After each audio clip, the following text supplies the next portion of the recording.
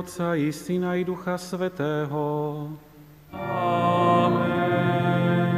Milosť nášho Pána Ježiša Krista, láska Boha Otca i spoločenstvo Ducha Svätého, nech je s vami všetkými.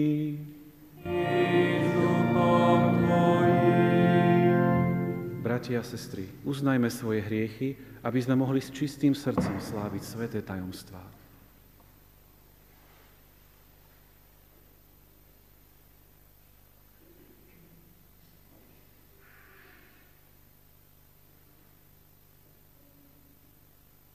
Vyznávam všemohúcemu Bohu i vám, bratia a sestry, že som veľa zhrešil myšlienkami, slovami, skutkami a zanedbávaním. Moja vina, moja preveľká vina.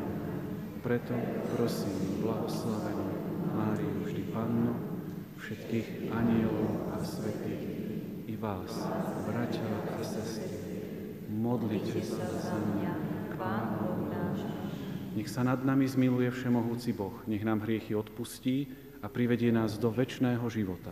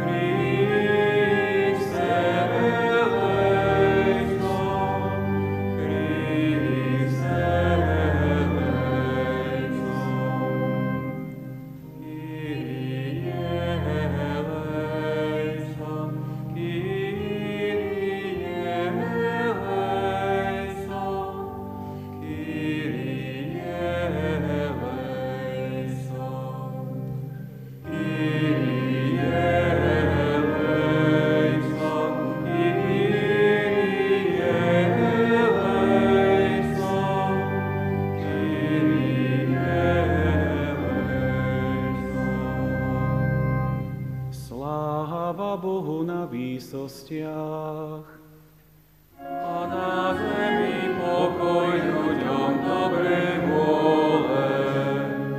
Chválime ťa, velebíme ťa, kláňame sa ti, oslavujeme ťa, vzdávame ti vďaky, lebo veľká je sláva tvoja.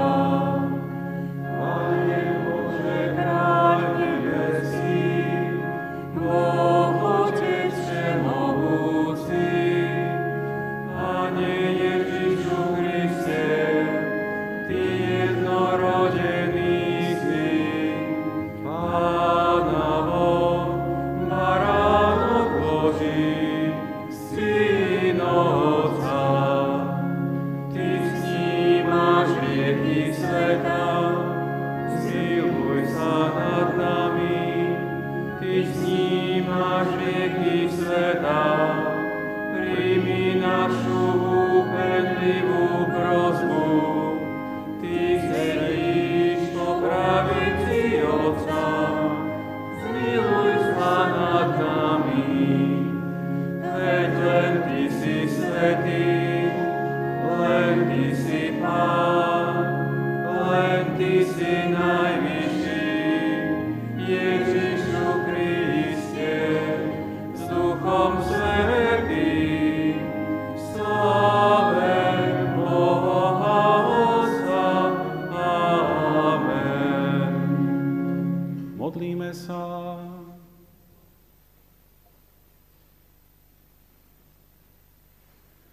Pane a Bože náš, dopraj, aby sme ťa uctievali celou dušou a všetkých ľudí milovali opravdivou láskou. Skrze nášho Pána Ježiša Krista, tvojho Syna, ktorý je Boh, a s tebou žije a kráľuje v jednote Ducha Svätého po všetky veky vekov.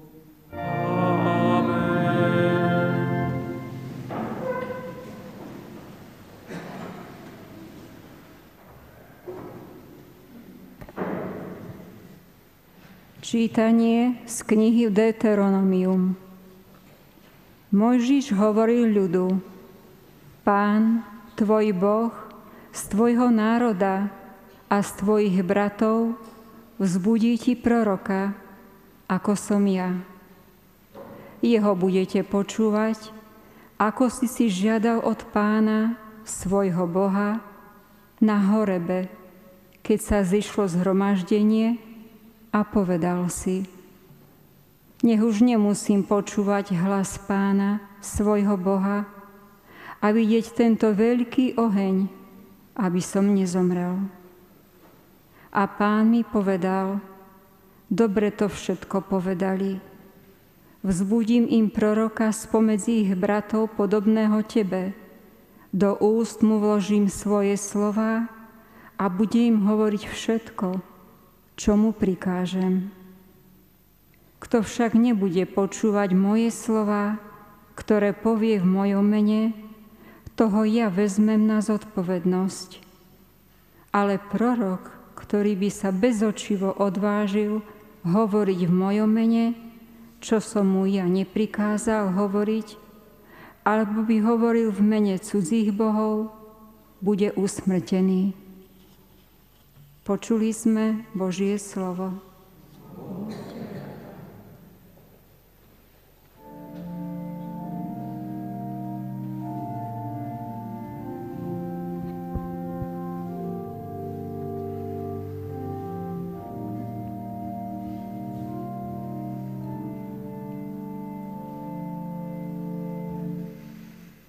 Pane, daj, aby sme počúvali tvoj hlas a nezatvrdzovali si srdcia.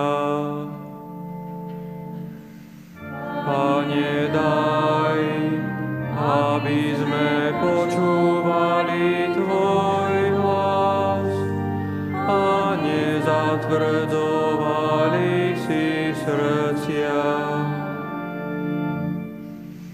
Poďte, plesajme v Pánovi, oslavujme Boha našu spásu. Predstúpme s chválospevmi pred Jeho tvár a oslavujme Ho žalmami. Pane, daj, aby sme počúvali tvoj hlas a nezatvrdzovali si srdcia. Poďte, klaňajme sa a na zem padnime, kľaknime na kolená pred Pánom, ktorý nás stvoril.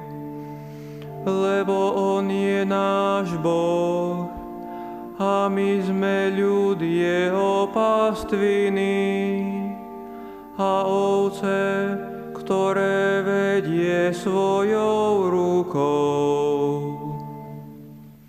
Pane, daj, aby sme počúvali tvoj hlas a nezatvrdzovali si srdcia.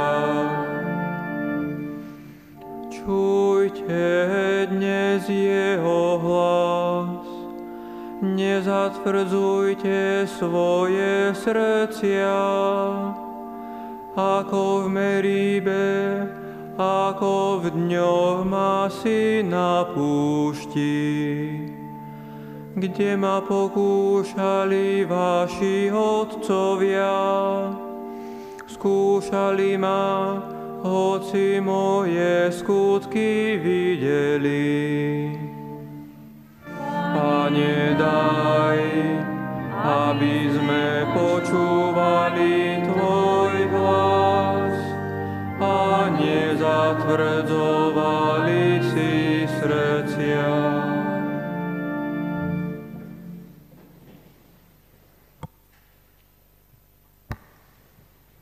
Čítanie z prvého listu svätého apoštola Pavla Korinťanom. Bratia, chcem, aby ste vy boli bez starostí. Kto je bez ženy, stará sa o Pánove veci, ako sa páčiť Pánovi. Ale ženatý sa stará o svetské veci, ako sa páčiť manželke, a je rozdelený. Aj nevydatá žena a panna rozmýšľajú o Pánových veciach, aby boli sväté telom i duchom. Ale vydatá myslí na svetské veci, ako sa páčiť mužovi. No toto hovorím na váš prospech. Nie, aby som na vás hodil slučku, ale aby ste sa čestne a nerušene pripútali k Pánovi. Počuli sme Božie slovo.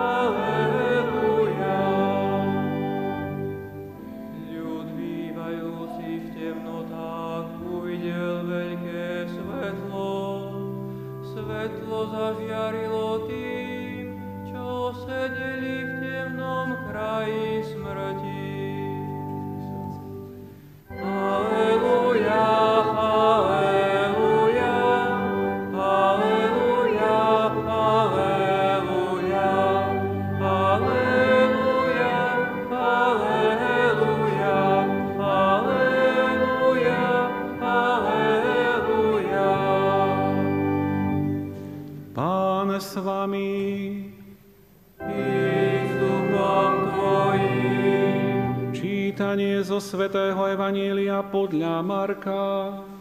Sláva Tebe, Pane. V sobotu vošiel Ježiš do synagógy v Kafarnaume a učil.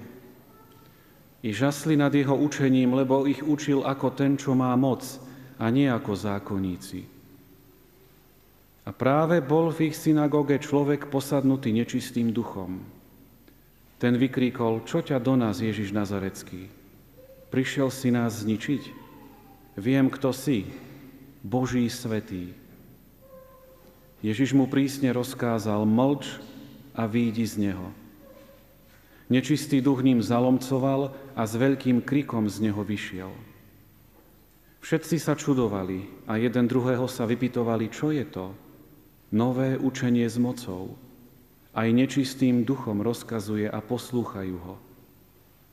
A chýr o ňom sa hneď rozniesol všade, po celej galilejskej krajine. Počuli sme slovo Pánovo. Chvála Tebe, Kriste.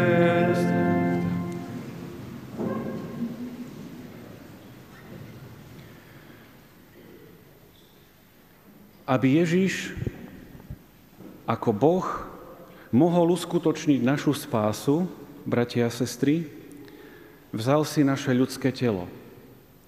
A práve cez tento nástroj, ktorým je naša ľudská prirodzenosť, cez tento nástroj priniesol, uskutočnil spásu.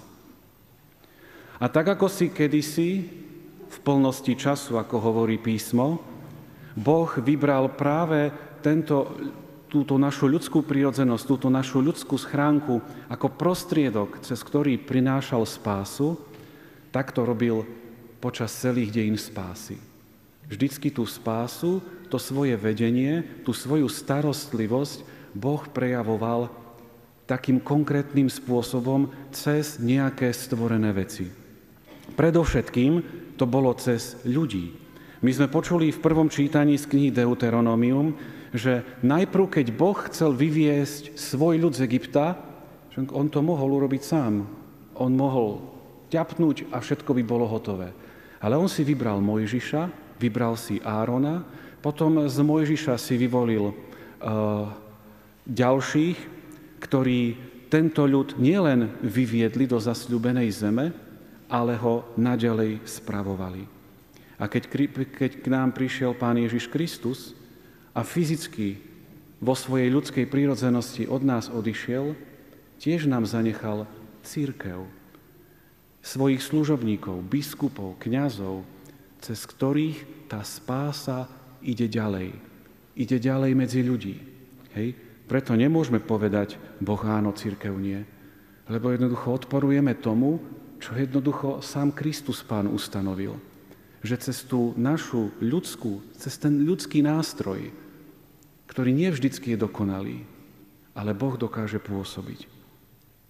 Vždycky v tých dejinách cirkvi si Boh osobitným spôsobom vyvoľoval osoby, ktoré dostali osobitný dar Božieho ducha, cez ktorý pomáhali lepšie pochopiť Božie zjavenie, lepšie porozumieť tomu, čo Boh od nás chce a žiada.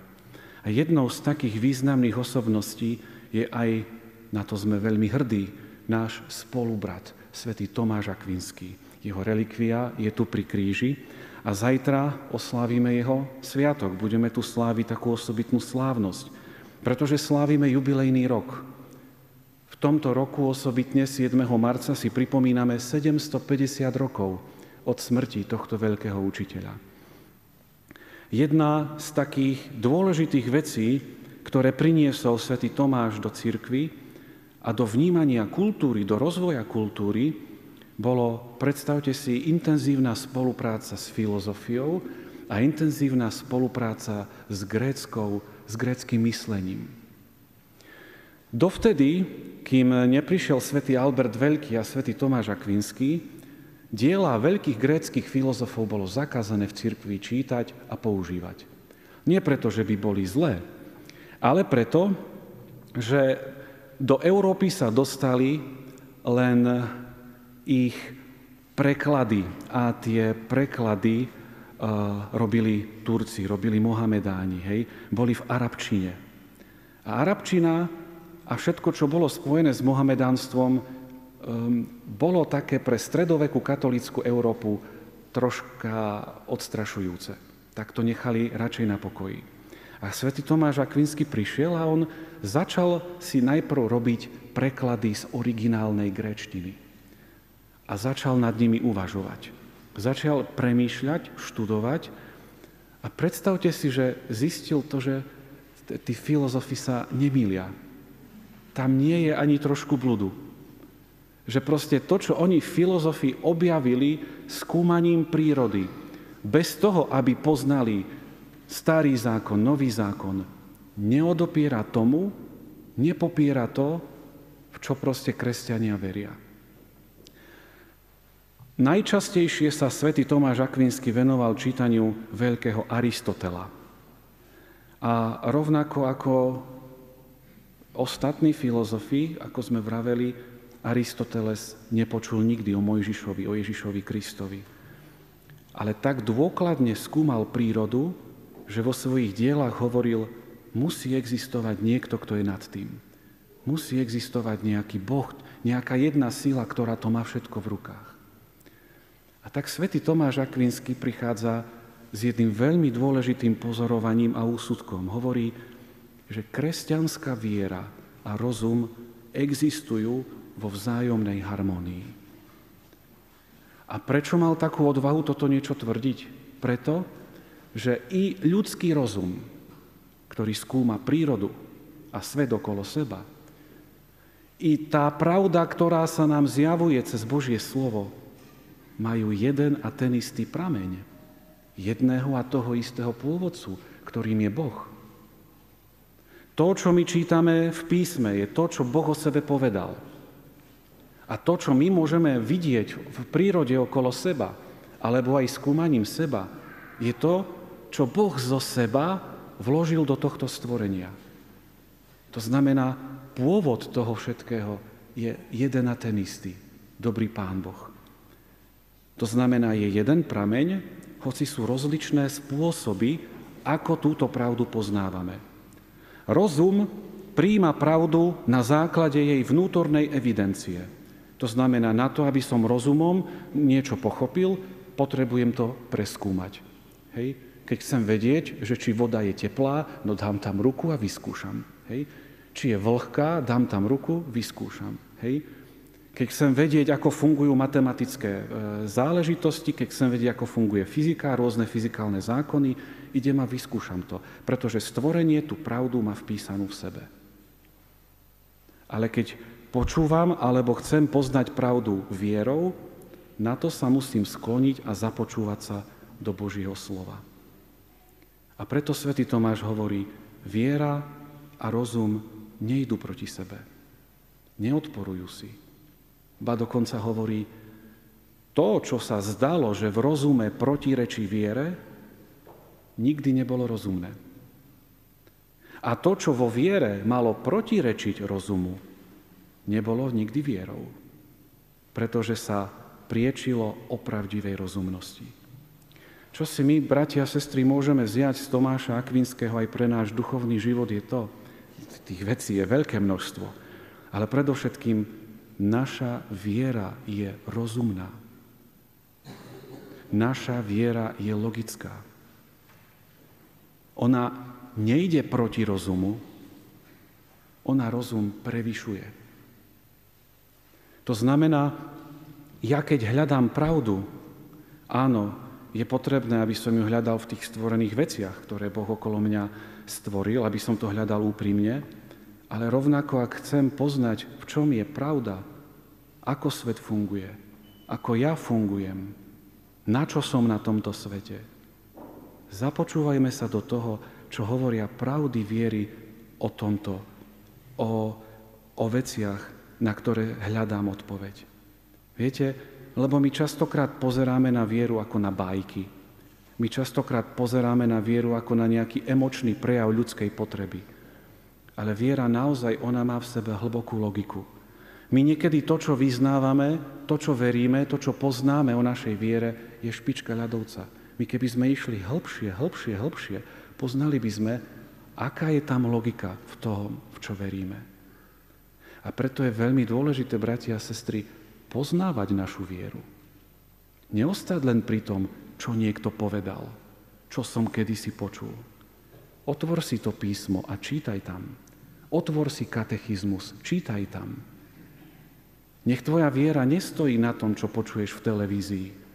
Nech tvoja viera stojí na tom, čo hovorí Boh. Nech nestojí na osobnom dojme, ale nech stojí na objektívnej náuke. Jedine vtedy budeme môcť na vlastnej koži spoznať to a zažiť to, čo Pán Ježiš hovorí. Pravda vás oslobodí. Nie môj názor, nie moje pocity, nie tomu, čo rozumiem, nerozumiem. Pravda. A tá je jedna. Nech nám teda dobrý Pán Boh i jeho verný služobník svätý Tomáš Akvinský pomáhajú nebáť sa pravdy, nebáť sa hľadať, skúmať pravdu. A keď ju nájdeme, ešte viacej po nej túžiť a ju žiť. Amen.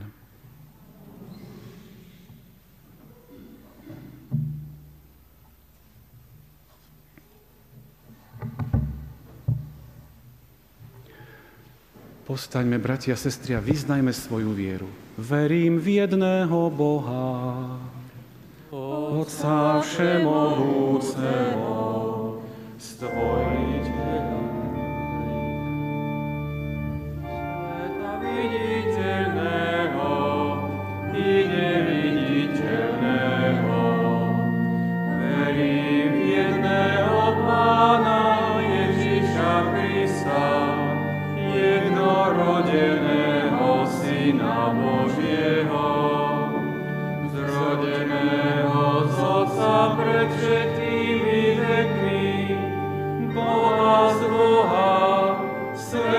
zo svetla, pravého Boha, Boha pravého, spodeného, nestvoreného, jednej podstaty s Otcom, skrze neho bolo všetko stvorené. On pre nás ľudí a pre našu spásu zostúpil z nebies a mocou Ducha Svätého vzal si telo z Márie Panny a stal sa človekom. Za nás bol ukrižovaný, za vlády Poncia Piláta bol umúčený a pokopaný, ale tretieho dňa vstal z mŕtvych podľa svätého písma a vystúpil do neba, sedí po pravici Otca a zasa príde v sláve súdiť živých i mŕtvych a jeho kráľovstvu nebude konca.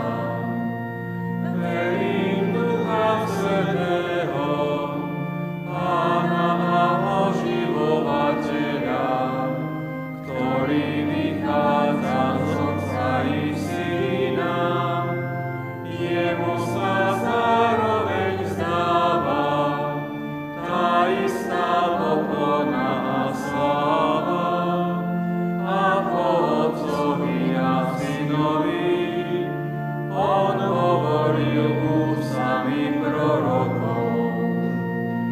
Verím v jednu svätú, katolícku, apoštolskú cirkev, vyznávam jeden krst na odpustenie hriechov a očakávam vzkriesenie mŕtvych a život budúceho veku. Amen.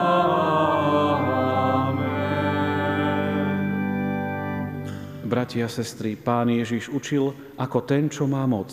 Prosme ho, aby sme si živšie uvedomovali svoju účasť na jeho prorockom poslaní.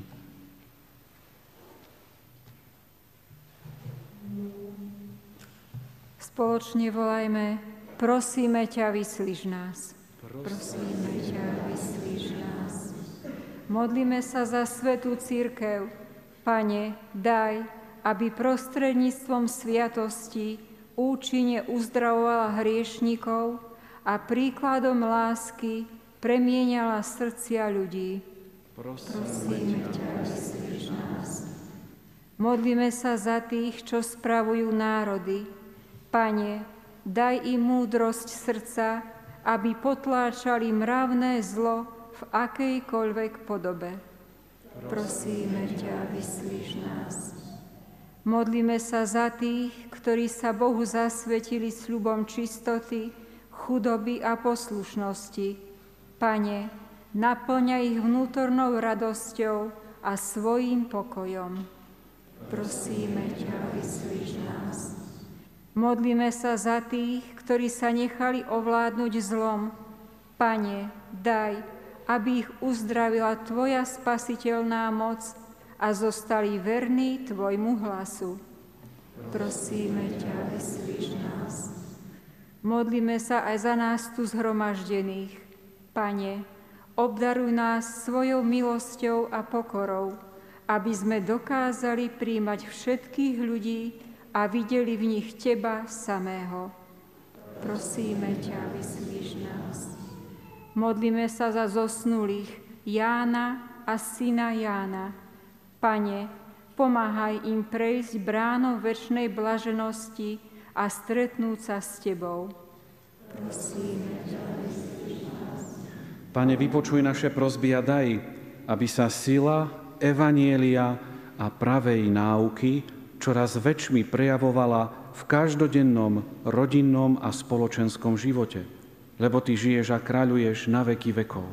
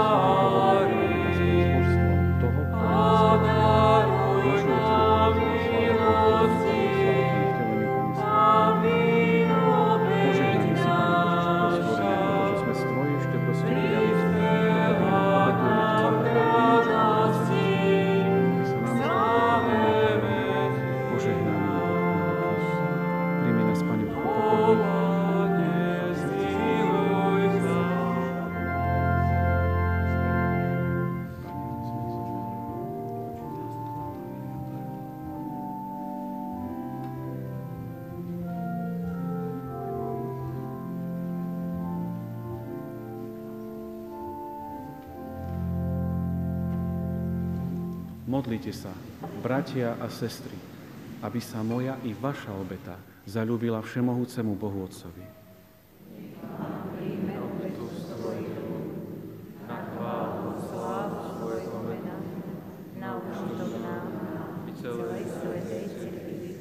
Prosíme ťa, Pane, láskavo príjmi dary, ktoré Ti so synovskou oddanosťou prinášame na oltár, a premení ich na sviatosť nášho vykúpenia skrze Krista nášho Pána. Amen. Pán s vami. I s duchom Tvojim. Hore srdcia. Máme ich u Pána. Vzdávajme vďaky Pánovi nášmu Bohu. Je to dôstojné a správne. Naozaj dôstojné a správne, dobré a spásonosné, vzdávať vďaky vždy a všade Tebe, Pane, Svätý Otče, všemohúci a večný Bože. Lebo od Teba pochádzajú všetky živly sveta a pravidelné premeny času. Človeka si stvoril na svoj obraz a podriadil si mu všetky divy sveta, aby v Tvojom mene vládol nad všetkým tvorstvom a nadchnutý krásou Tvojho diela ústavične ťa chválil skrze nášho Pána Ježíša Krista. Preto ťa aj my so všetkými anjelmi chválime a radosne voláme. Svätý, svätý, svätý, Pánov všetkých svetov, plné sú nebesia i zem Tvojej slávy. Hosana na výsostiach, požehnaný, ktorý prichádza v mene Pánovom. Hosana, hosana, hosana na výsostiach. Tebe teda, všemohúci Otče, dobrorečíme skrze Tvojho Syna Ježiša Krista, ktorý prišiel k nám v Tvojom mene. On je pre ľudí slovom spásy. On je ruka, ktorú podávaš hriešnikom. On je cesta, ktorou k nám prichádza Tvoj pokoj. Pane, hoci sme sa našimi hriechmi odvrátili od Teba, priviedol si nás späť, aby sme sa zmierili, navrátili k Tebe a navzájom sa milovali skrze Tvojho Syna, ktorého si pre nás vydal na smrť. Keď teraz slávime dielo zmierenia, ktoré nám priniesol Kristus, prosíme ťa, posväť tieto dary rosou svojho ducha, aby sa nám stali telom a krvou Tvojho Syna, ktorý nám prikázal sláviť tieto tajomstvá. On, prv než obetoval svoj život, aby nás vyslobodil. Pri večeri vzal do rúk chlieb, vzdával ti vďaky a dobrorečil, lámal ho a dával svojim učeníkom, hovoriac: vezmite a jedzte z neho všetci, lebo toto je moje telo, ktoré sa obetuje za vás.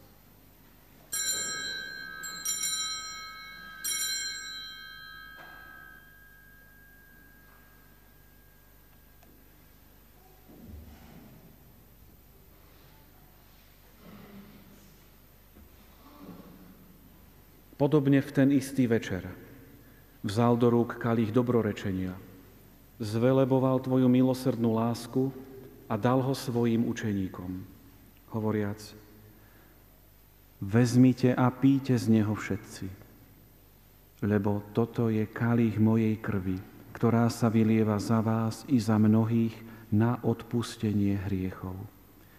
Je to krv novej a večnej zmluvy. Toto robte na moju pamiatku.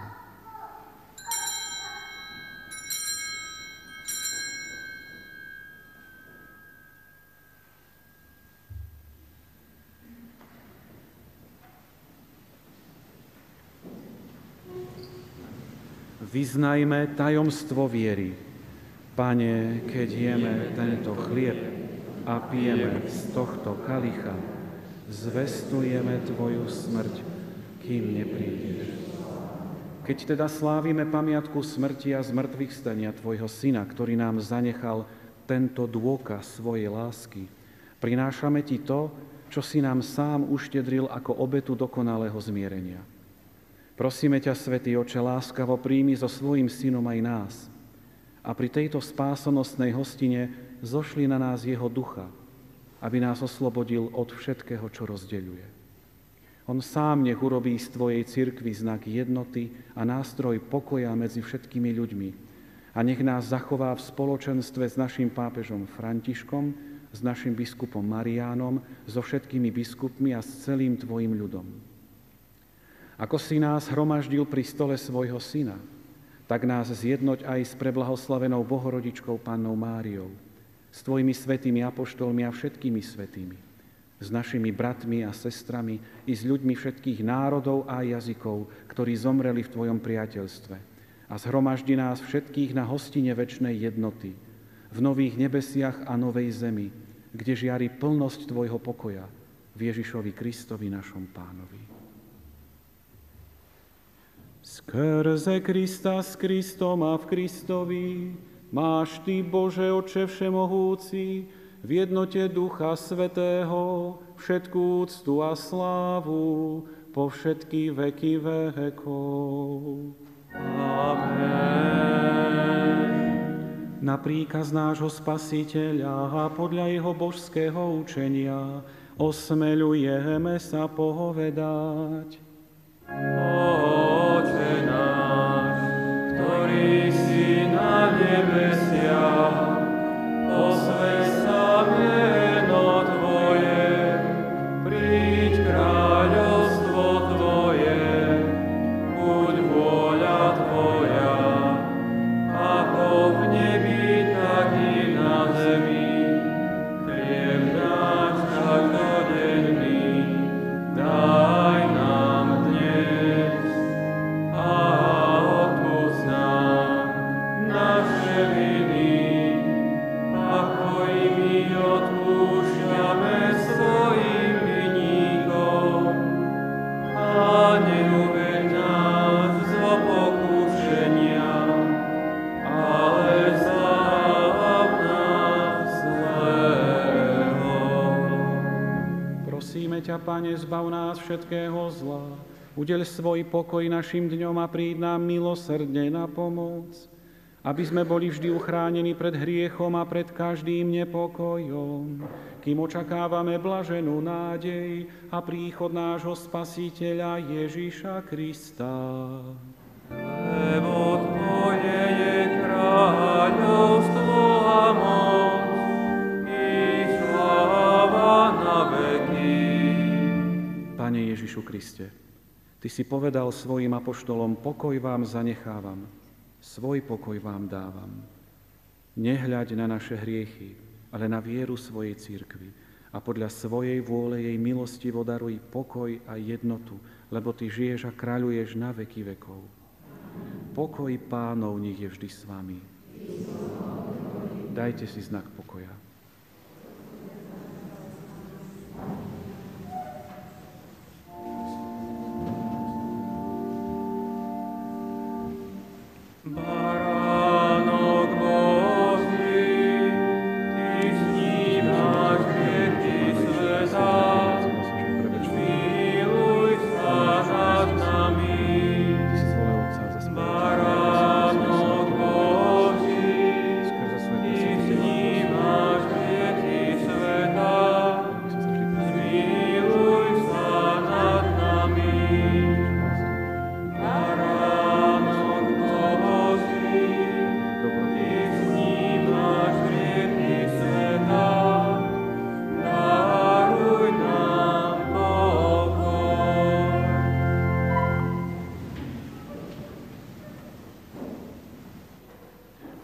Hľa, baránok Boží, ktorý sníma hriechy sveta.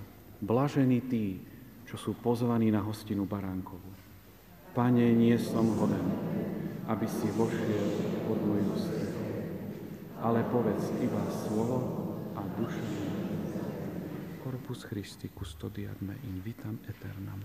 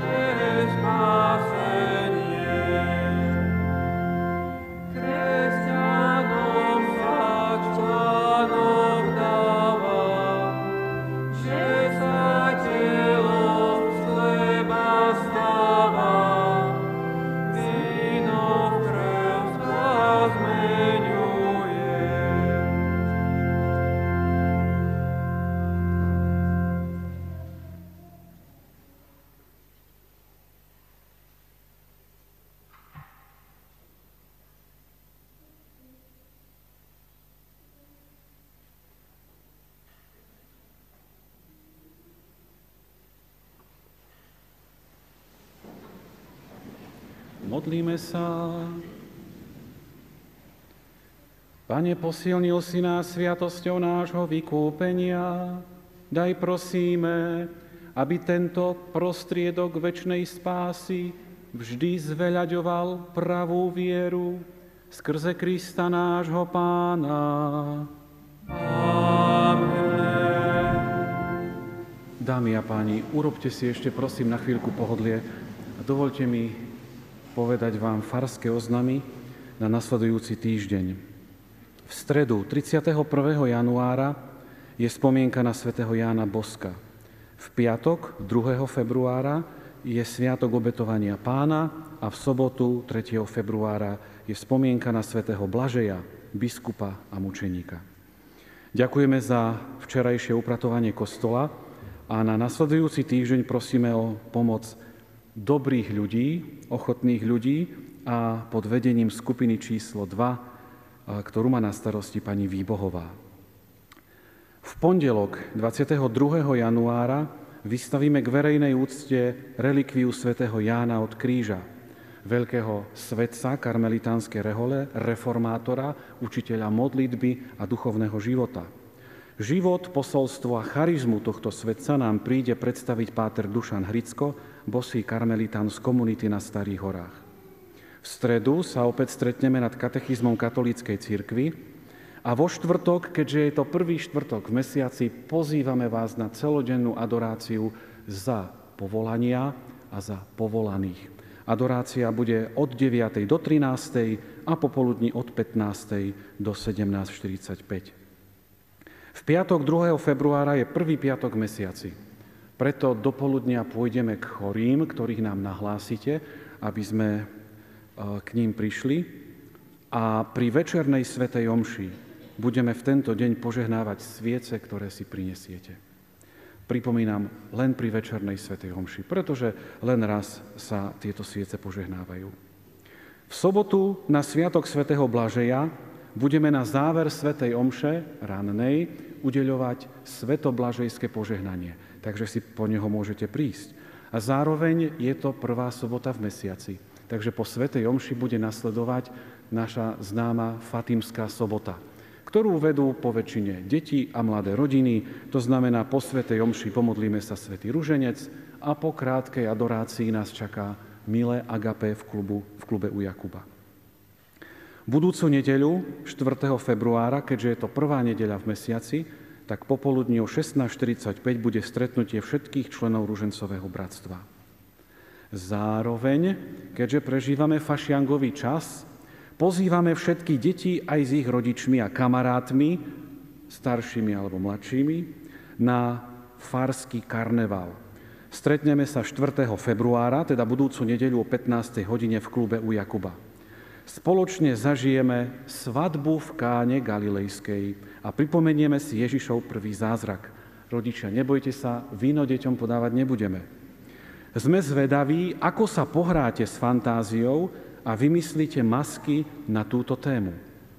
Vstupné je dobrovoľné, vítané sú však sladké a slané dobroty, tešíme sa na spoločnú zábavu.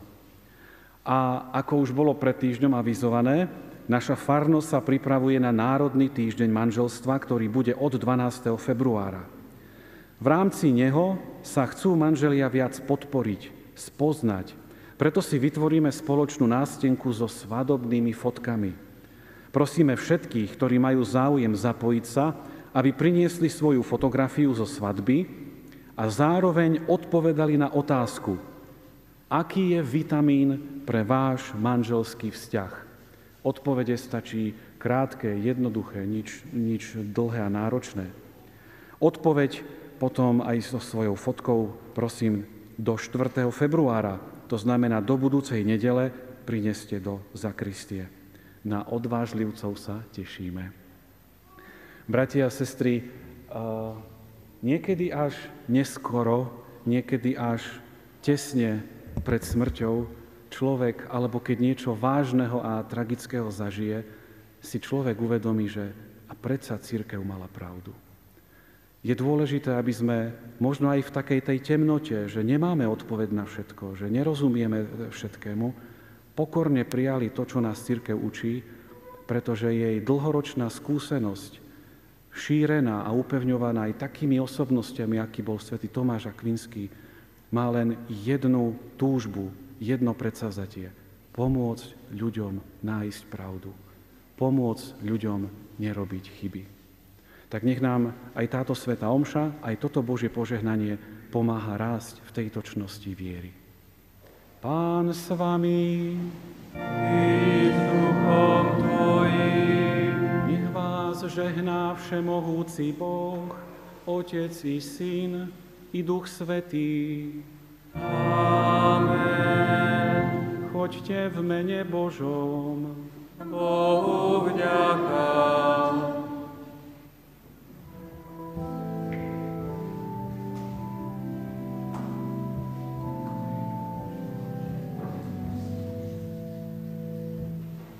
Poďte do celého sveta.